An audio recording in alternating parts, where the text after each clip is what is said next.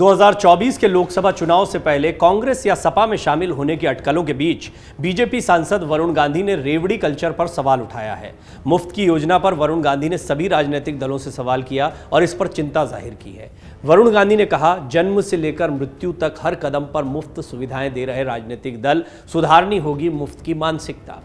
अब ये बात जब वो कहते हैं तो क्या वो अपनी सरकार के बारे में भी कह रहे हैं?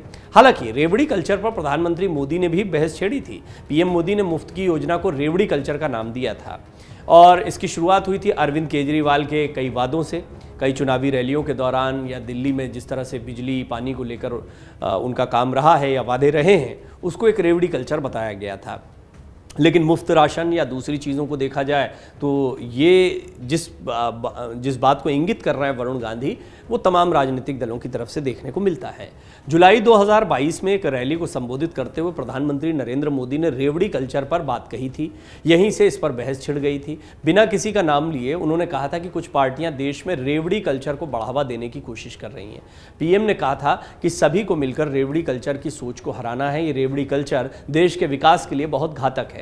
दरअसल पीएम मोदी का निशाना उन योजनाओं पर था जिनके तहत राजनीतिक पार्टियां चुनाव से पहले लोगों से मुफ्त बिजली, पानी, लैपटॉप, कैश या दूसरी चीजें देने का वादा करती हैं और जीत के बाद ये सब मुफ्त में बांटती हैं। पीएम मोदी के बयान पर अरविंद केजरीवाल और अखिलेश यादव ने पलटवार किया था।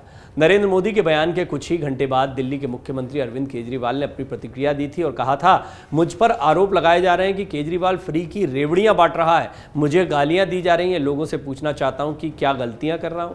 अपने देश के बच्चों को मुफ्त और अच्छी शिक्षा देना और लोगों का अच्छा और मुफ्त इलाज करवाना, इसे मुफ्त की रेवड़ी बांटना नहीं कहते। हम एक विकसित और गौरवशाली भारत की नींव रख रहे हैं। वहीं सपा के मुखिया अखिलेश यादव ने कहा था, रेवड़ी बांटकर थैंक यू का अभियान चलवाने वाले सत्ताधारी अगर युवाओं को रोजगार दें तो वो दोषारोपण संस्कृति से बच सकते हैं। रेवड़ी शब्द असंसदीय तो नहीं? सवाल पूछा था उन्होंने। इतना ही नहीं, कई विपक्षी नेताओं ने भी बीजेपी की योजनाओं पर सवाल खड़े किए थे। साथ ही इन्होंने केंद्र सरकार से सवाल करते हुए पूछा था कि कॉरपोरेट के लाखों करोड़ों रुपए के टैक्स को माफ करना रेवड़ी कल्चर में आता है या नहीं।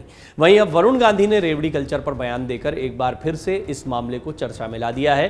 दरअसल पीलीभीत से बीजेपी सांसद वरुण गांधी बीते काफी दिनों से सुर्खियों में हैं।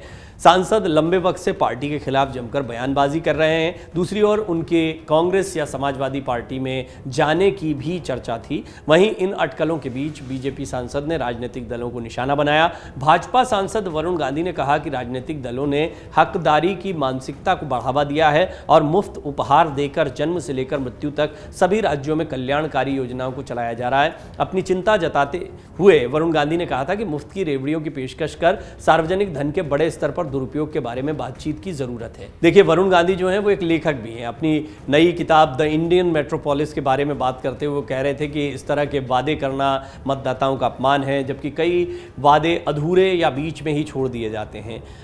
वरुण गांधी ने यह भी कहा था कि सरकारी स्तर पर हम अपने शहरों में वनों और हर एक क्षेत्रों के मूल्य और उनके अमूर्त लाभों के बारे में समझने की एक महत्वपूर्ण कमी का सामना कर रहे हैं।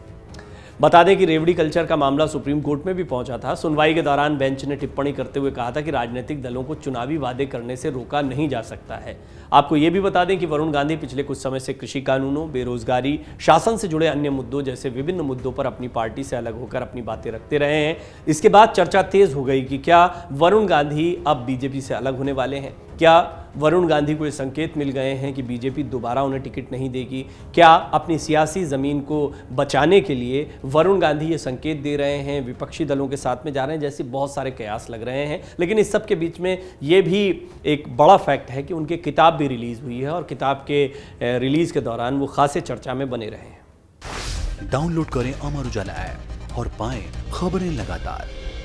अगर आप ये वीडियो YouTube पर देख रहे हैं तो हमारे चैनल को सब्सक्राइब करें और बेल आइकन को दबाना ना भूलें। अगर आप Facebook पर ये वीडियो देख रहे हैं तो हमारे पेज को लाइक करें।